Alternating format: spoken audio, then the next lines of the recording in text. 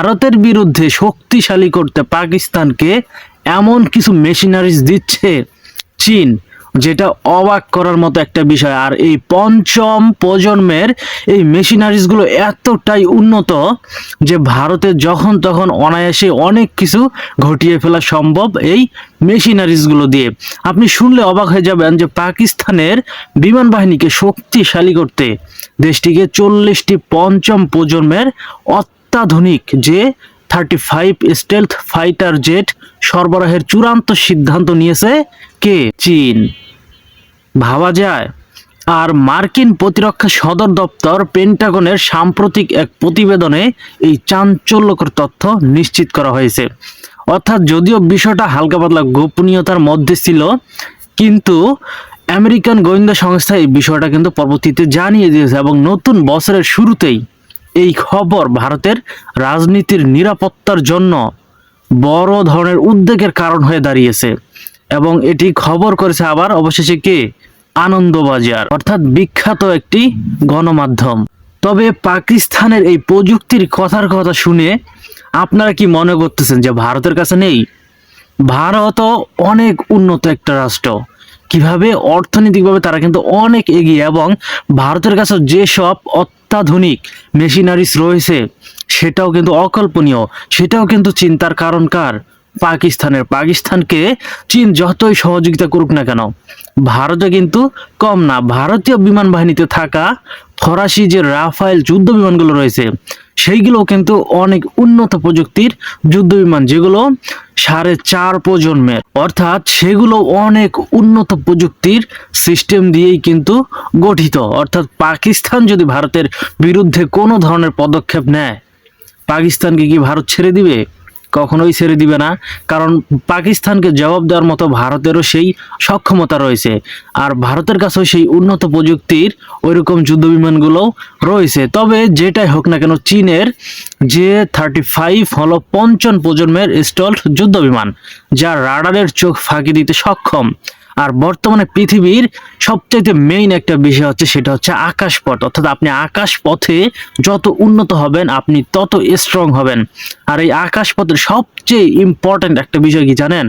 সেটা হচ্ছে একটা দেশের প্রতিরক্ষা সিস্টেম। অর্থাৎ এই প্রতিরক্ষা সিস্টেম দিয়ে শত্রু পক্ষের কোনো কিছুকে যত যার আটকানোর ক্ষমতা থাকবে, সেই হবে এই পৃথিবীর সবচেয়ে সুপার পাওয়ার রাষ্ট্র। অর্থাৎ এই যে রাডার সিস্টেমের কথাটা যে উঠে এসেছে এখানে, এই রাডার সিস্টেম হলো যে আকাশে কোনো কিছুকে শনাক্ত করা।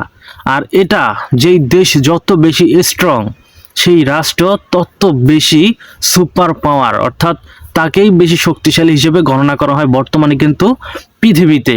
তবে একটা বিষয়ে বলা হয়েছে যে আমেরিকার যে F-35 উন্নত প্রযুক্তির যে যুদ্ধ বিমানগুলো রয়েছে, সেইগুলোর সমপরিমাণই এই J-35 যুদ্ধ বিমানগুলো, যেগুলো চীন পাকিস্তানকে হস্তান্তর করতে যাচ্ছে। যদিও এইগুলো একটা নির্দিষ্ট প্রক্রিয়ার মাধ্যমে কিন্তু একটা দেশ থেকে অন্য দেশকে কিন্তু হস্তান্তর করা হয়। যদিও এটা চুক্তি হয়, কিন্তু চুক্তি করার সাথে সাথে কিন্তু কোনো দেশে কিন্তু এগুলো কিন্তু পায় না। সেগুলো একটা নির্দিষ্ট প্রক্রিয়ার মাধ্যমে যায় এবং সেগুলোকে পরবর্তীতে সেই দেশে পাঠানোর জন্য মাঝখানে অনেক সময় লাগে। অনেক সময় এটা 2 বছরও পার হয়, অনেক সময় এটা 5 বছরও পার হয়। সেটা ডিপেন্ড করে সেই দেশের অনেকটা সম্পর্কের উপরে।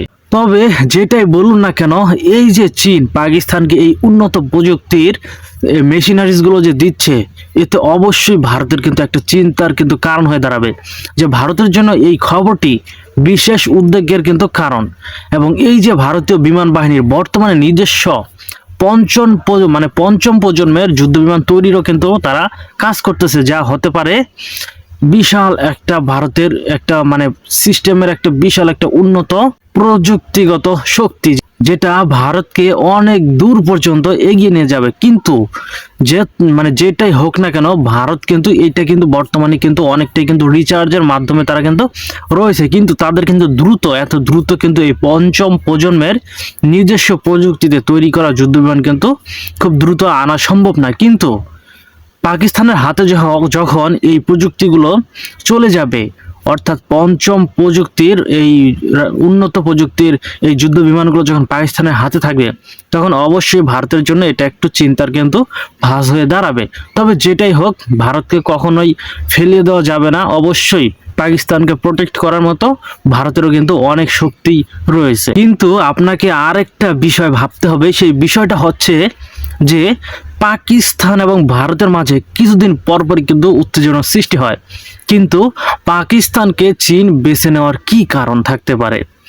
এইখানে পাকিস্তানকে এত উন্নত প্রযুক্তির সিস্টেমগুলো দেওয়ার মেইন কারণ হচ্ছে যে এই প্রযুক্তিগুলো যখন পাকিস্তান এবং ভারত তো ক্রমশই কিছুদিন পর পর উত্তেজনার সৃষ্টি হয়, সেই উত্তেজনার মাধ্যমে যখন পাকিস্তান এই মেশিনারিজগুলো, চীনের দেওয়া মেশিনারিজগুলো ব্যবহার করবে, তখন এর একটা প্রশংসা কিন্তু উঠবে এবং সারা বিশ্ব কিন্তু জানতে পারবে চীনের প্রযুক্তিগুলো আসলে কতটা স্ট্রং। আর এই জন্যই কিন্তু চীনও কিন্তু এই পাকিস্তানকে কিন্তু বেছে নিয়েছে। তাদের যে সামরিক শক্তি রয়েছে, চীনের যে প্রযুক্তি রয়েছে, সেই প্রযুক্তিগুলো কিভাবে বিকশিত করা যায়। কারণ একটা দেশের সাথে আরেকটা দেশের যতক্ষণ পর্যন্ত উত্তেজনার সৃষ্টি না হবে, লড়াই না শুরু হবে, ততক্ষণ পর্যন্ত কিন্তু সেই উন্নত প্রযুক্তিগুলো কখনোই কিন্তু মানুষের সামনে আসবে না।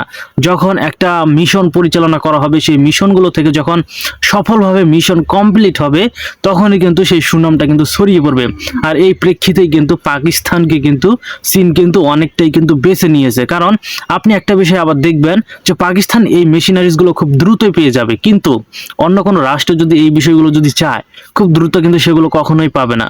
তবে যেটাই হোক, প্রতিনিয়ত আপনারা যদি গুরুত্বপূর্ণ তথ্যগুলো পেতে চান, অবশ্যই আমার এই চ্যানেলটি সাবস্ক্রাইব করে পাশেই থাকবেন। আমি অবশ্যই চেষ্টা করব আপনাদেরকে প্রতিনিয়ত গুরুত্বপূর্ণ খবরগুলো আপডেট দেওয়ার জন্য।